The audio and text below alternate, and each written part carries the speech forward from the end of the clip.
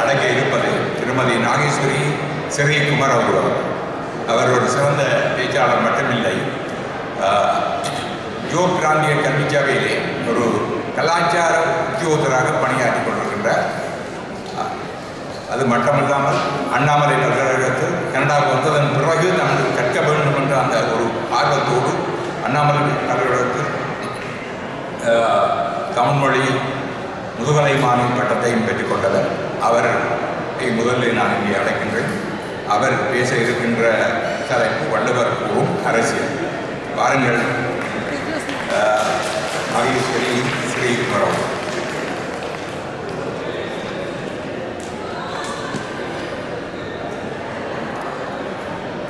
ஆறாவது திருக்குறள் மகாநாட்டில் நிறைவு நாளில் கலந்து கொண்டிருக்கும் அனைவருக்கும் எனது பணிவான வணக்கம்.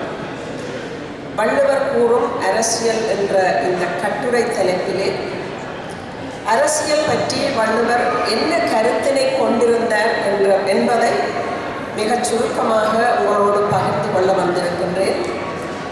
வள்ளுவரின் அரசியல் என்பது ஒரு சிறந்த ஆட்சியாளர் எவ்வாறு மக்களை வழிநடத்த வேண்டும், ஒரு நல்ல அரசு எப்படி அமைய வேண்டும் என்பதற்கான கருத்துக்களை மிக சுருக்கமாக ஆழ்ந்த அறிவு கொண்டு நோக்கும் வகையில் அமைத்திருக்கின்றார்.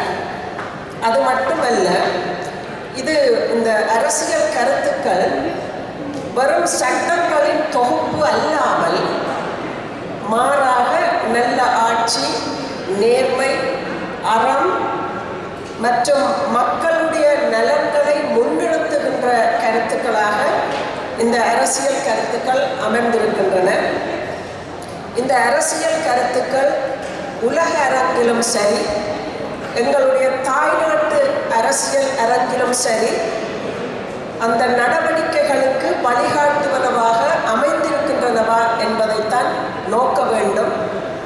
அந்த வகையில் அரசியல் திருக்குறளில் எவ்வாறு பேசப்படுகின்றது என்பதனை பார்க்கின்ற போது, முதலிலே அரசனுடைய இயல்பு, அரசியல் என்பவற்றை 25 அதிகாரங்களில் மிக அழகாக கூறப்பட்டிருக்கின்றது.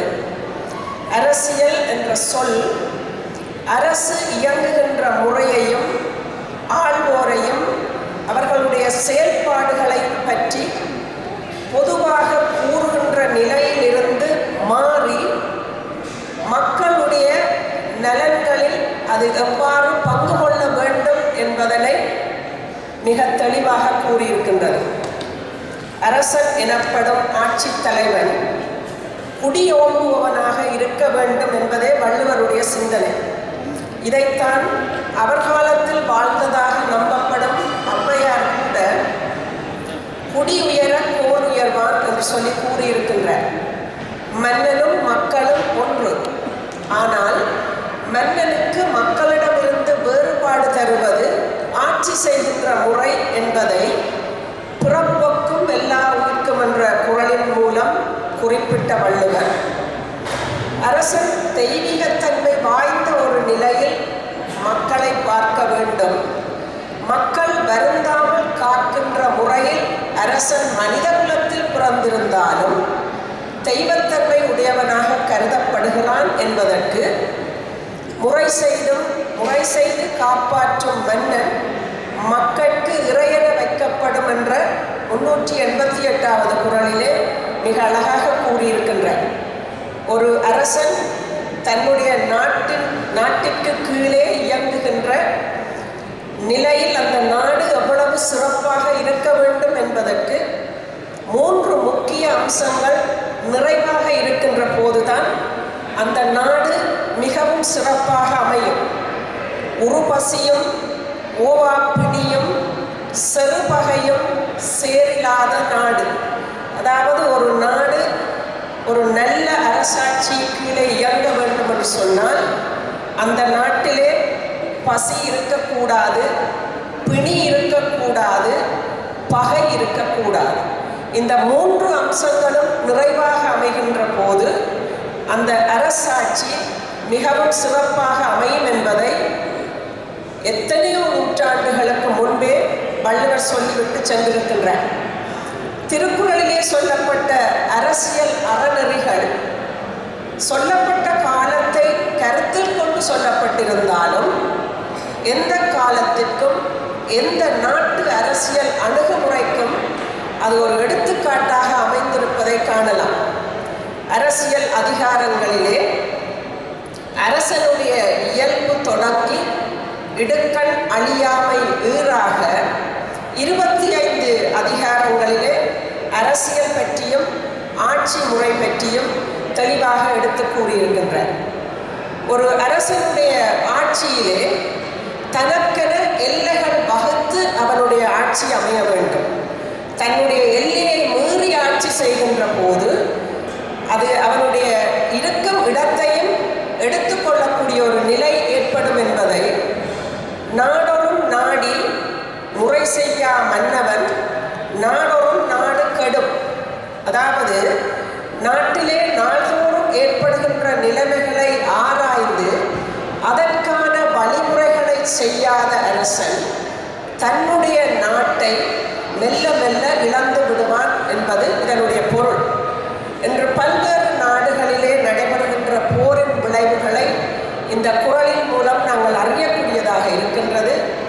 குறிப்பாக எங்களுடைய தாயகத்தை பொறுத்தவரை தன்னுடைய எல்லையில் நின்று அரசாட்சி செய்யாததன் விளைவு ஏனைய நாடுகளிடம் அடிமைப்பட்டிருக்கின்றது என்பது நம் எல்லோருக்கும் கண்கூடும். ஒரு நாட்டிலே இருக்கின்ற அரசன் அரசியல் அமைப்புக்கு ஏற்ப ஆட்சி செய்கின்ற போது அந்த நாட்டினுடைய பொருளாதாரம் மிக முக்கியம். நாட்டினுடைய பொருளாதாரமே அந்த அரசனுடைய முதுகெலும்பாக பார்க்கப்படுகிறது. பொருளில்லார்க்கு இவ்வுலகம் இல்லை என்றார் வள்ளுவர். ஒரு நாட்டின் இரு கண்களாக பார்க்கப்படுவது கல்வி செல்வமும் பொருளாதாரமும். அத்தோடு ஒரு நாட்டிலே பொருளும் கல்வியும் பாதுகாப்பும் என்ற துறைகளில் முழுமை பெற்றிருப்பதே சிறந்த பொருளாதாரம் கொண்ட ஒரு நாடாக அரசு காணப்படுகிறது. இந்த பொருளாதாரத்தை இயற்றலும் ஈட்டலும் காத்தலும் காத்த வகுத்தலும் வல்லது அரசு. ஒரு நாட்டிலே பொருளை ஈட்ட வேண்டும், ஈட்டிய பொருளை பாதுகாக்க வேண்டும், அந்த பாதுகாத்த பொருளை செலவு செய்ய வேண்டும். செலவு செய்கின்ற போது தேவைக்கு ஏற்ப செலவு செய்வதன் மூலம் அந்த நாட்டினுடைய பொருளாதாரம் மிகச் சிறப்பாக அமையும்.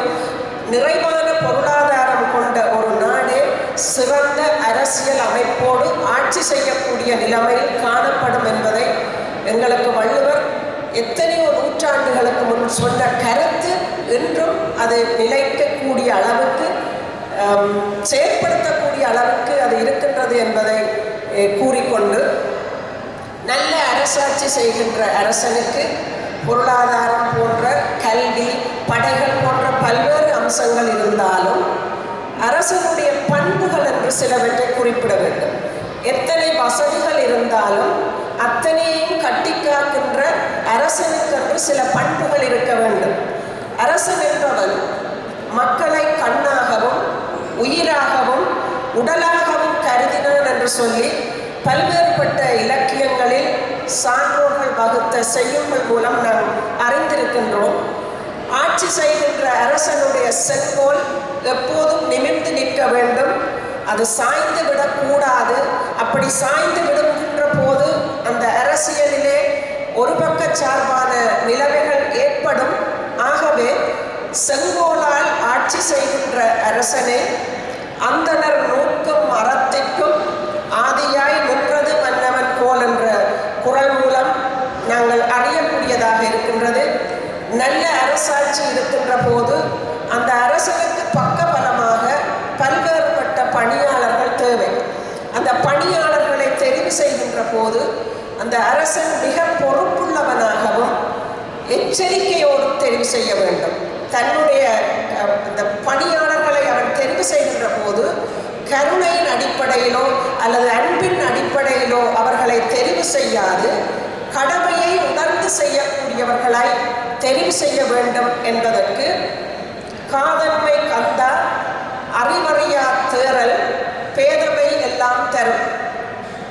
அதாவது அறிய வேண்டியவற்றை அறியாதிருப்பவர்களை அன்பு காரணமாக பதவியில் அமர்த்துகின்ற போது அந்த அரசின் கீழ் இயங்குகின்ற பணியாளர்களுடைய பணி மக்களுக்கு பயனற்றதாக போகும்.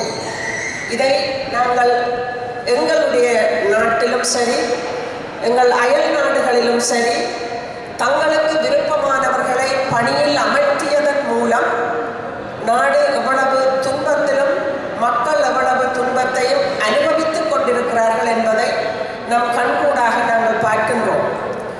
இந்த பணியாளர்களை அமர்த்துவதற்கு முதலாவதாக அமைச்சர்களை பார்க்க வேண்டும்.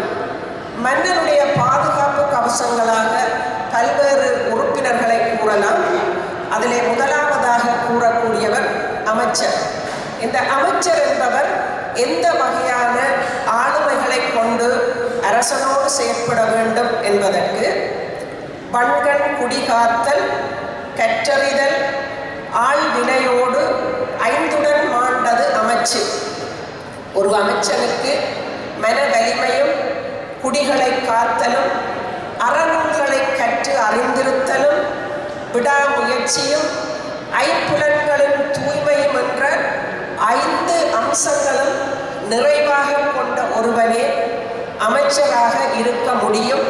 அவ்வாறு இல்லாது நண்பனாக இருக்கின்றவர்களை அல்லது குடும்ப உறுப்பினர்களாக இருக்கின்றவர்களை அரசனுடைய அமைச்சர்களாக தெரிவு செய்கின்ற போது அந்த அரசனுடைய அரசியல் அமைப்பிலே பல்வேறுபட்ட மாற்றங்கள் ஏற்படுகின்ற போது அது குடிமக்களை பாதிக்கும் என்பதை வள்ளுவர் மிக அழகாக கூறியிருக்கின்றார்.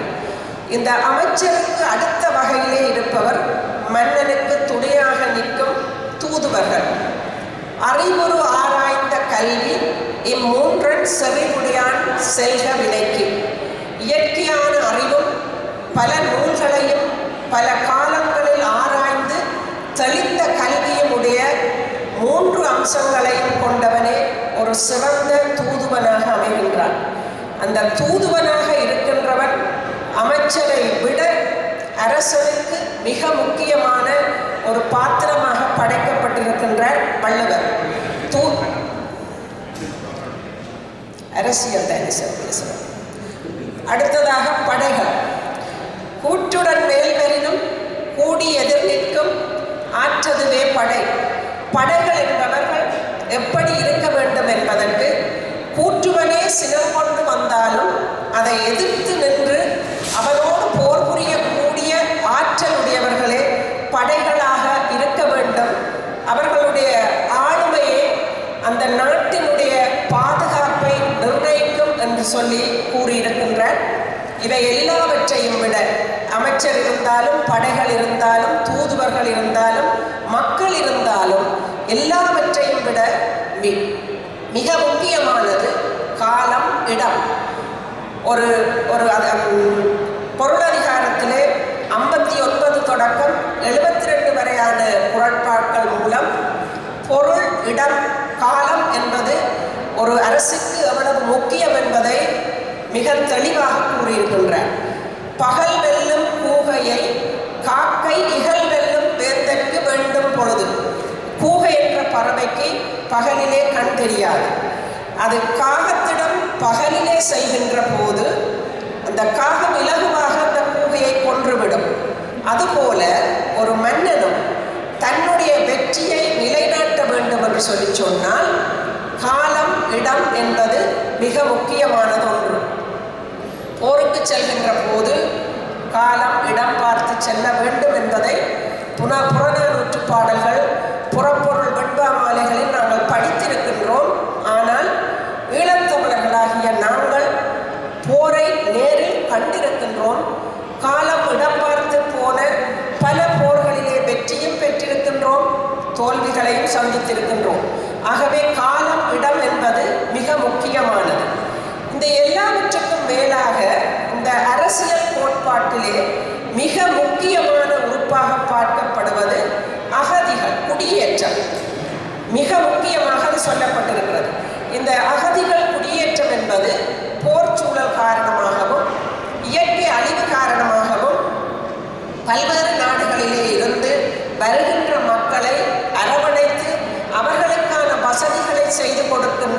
அரசு அந்த அரசியல் அமைப்பிலே மிக முக்கிய இடத்தை பெறுகின்றது. அந்த வகையில் ஈழத்தமிழர்களாகிய நாங்கள் போர்ச்சூழல் காரணமாக பல்வேறு நாடுகளுக்கு புலம்பெயர்ந்து சென்றிருக்கின்றோம். குறிப்பாக கனடாவிற்கு நாங்கள் அகதிகளாக பலர் அகதிகளாக வந்திருக்கின்றோம்.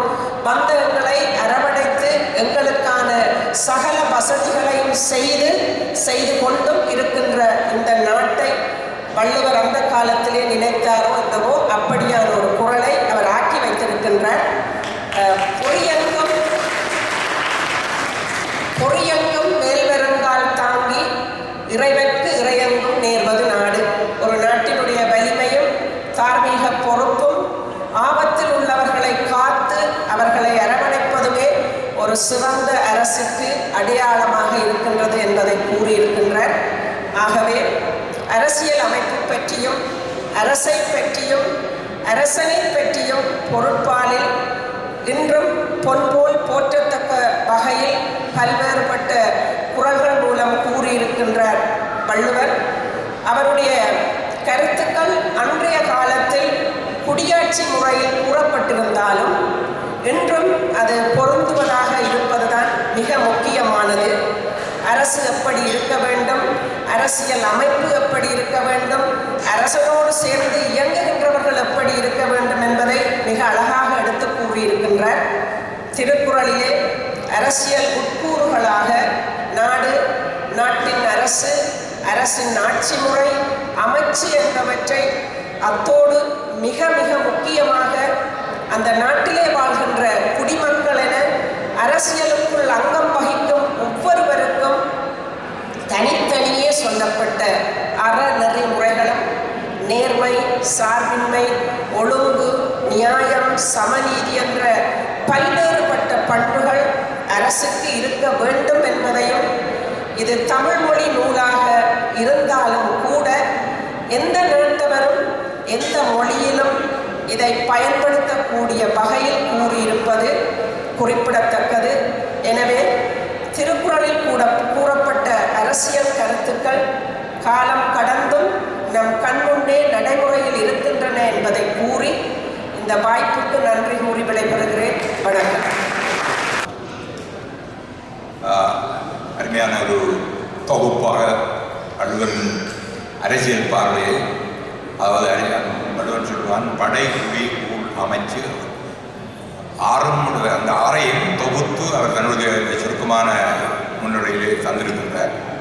சுருக்க உரையிலே உண்மையிலேயே அவருடைய அந்த பார்வை எல்லாத்தையும் உள்ளடக்க வேண்டும் என்ற அந்த பார்வை அவருடைய வந்திருக்கின்றது என்பதை நீங்கள் உணர்ந்திருப்பீர்கள். அவருக்கு முதலே பாராட்டை கூறிக்கொண்டு நீங்கள் ஏதாவது இருந்து கேள்வி கேட்பதாக இருந்தால் கேள்வி கேட்கலாம். கருத்துக்கள் சொல்வதாக இருந்தாலும் கூட சுருக்கமாக. ஆமாம், என்ன சொல்கிறேன்னா, அரசியலில் கருத்து வேறுபாடுகள் இருக்கலாம். நான் பிரபாயில் கூட கருத்துக்களை நீங்கள் தெரியப்படுத்தலாம் என்பதுதான் மிக முக்கியம். என்ற அவருடைய கட்டுரையை தொகுத்து மாற்றி எழுதுவதற்கு உங்களுடைய கருத்துக்கள் உதவியாக இருக்கும் என்பதுதான் எங்களுடைய நோக்கம். நான் தொடர் நேரம் முக்கியமானது. உண்மையிலேயே வள்ளுவருடைய அந்த அரசியல் முறையை தவறி நடந்தால் என்ன நிலவு விளைவு ஏற்படும் என்பதற்கு எங்களுடைய தாயம் ஒரு சிறந்த ஒரு வரலாற்று பதிவாக இருக்கிறது. எப்படி நாங்கள் மக்களை பதைக்கக்கூடிய முறையில் எங்களுடைய அரசு அமைந்தால் எவ்வளவு தூரத்துக்கு நாங்கள் மிகவும் துன்பத்தை சந்திப்போம் என்பதற்கு வள்ளுவர் கூறியதனுடைய எதிர்மறை விளைவுகளை நாங்கள் தாயகத்தில் மட்டுமல்ல எங்களுடைய தமிழ்நாட்டிலும் அது நடக்கிறது. இவருக்கு பாராட்டு